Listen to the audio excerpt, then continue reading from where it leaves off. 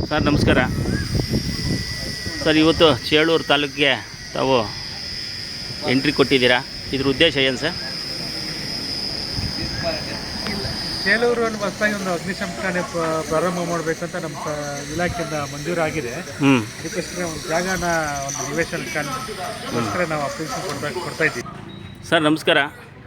ನಮ್ಮ ಹೊಸ ಚೇಳೂರು ತಾಲೂಕಿಗೆ ತಾವು ಎಂಟ್ರಿ ಕೊಟ್ಟಿದ್ದೀರಾ, ನಮ್ಗೆ ತುಂಬ ಸಂತೋಷ ಆಯಿತು.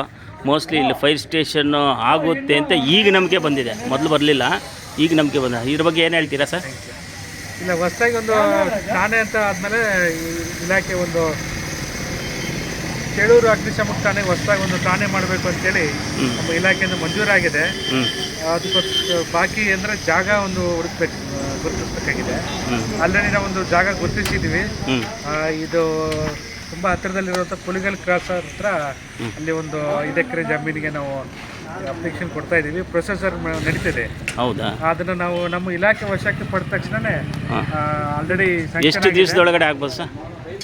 ಅದು ಹಸ್ತಾಂತರ ಮಾಡುವಂಥ ಟೈಮಿಂಗ್ ಮೇಲೆ ಡಿಪೆಂಡ್ ಆಗುತ್ತೆ ಸರ್. ಅದು ಅಕಸ್ಮಾತ್ ಈಗ ಎಲೆಕ್ಷನ್ ಕೋಡ್ ಆಗಿರೋದ್ರಿಂದ ಇನ್ನೊಂದು ತಿಂಗಳು ಆಗ್ಬೋದು. ಅದಕ್ಕೇನು ಇದು ಬರಲ್ಲ, ಏನಿರಲ್ಲ. ಇಲಾಖೆಯಿಂದ ಇದು ಆಗುತ್ತೆ. ಕಂದಾಯ ಇಲಾಖೆಯಿಂದ ನಮ್ಮ ಇದಕ್ಕೆ ಕೊಟ್ಟರೆ ಆ ಜಮೀನು ನಮ್ಮ ಒಂದು ಇಲಾಖೆಗೆ ವಶಕ್ಕೆ ಬಂದಮೇಲೆ ಕಟ್ಟಡ ಕಾಮಗಾರಿ ಸ್ಟಾರ್ಟ್ ಮಾಡೋಕ್ಕೆ ನಮಗೆ ಇದು ಆಗುತ್ತೆ. ಆದಷ್ಟು ಬೇಗ ಇಲ್ಲೊಂದು ಹೊಸ ಠಾಣೆಯನ್ನು ನಾವು ಶೀಘ್ರದಲ್ಲಿ ಆರಂಭ ಮಾಡ್ತೀರಾ? ಆರಂಭ ಮಾಡೋಕ್ಕೆ ಕಾರ್ಯಪ್ರವೃತ್ತ. ಈಗ ನಮ್ಮ ಗ್ರಾಮಾಂತರ ಚೇಳೂರು ರೈತರು ನಾವು ನಿಟ್ಟುಸಿರು ಬಿಟ್ಟಂಗೆ ಆಯಿತು ಒಂದು ಸ್ವಲ್ಪ. ಓಕೆ, ತುಂಬ ಥ್ಯಾಂಕ್ ಯು ಸರ್. ಆದಷ್ಟು ಬೇಗ ಮಾಡಿ, ನಮ್ಮ ಸಹಕಾರ ಇದ್ದೇ ಇರುತ್ತೆ. Thank you sir. Thank you.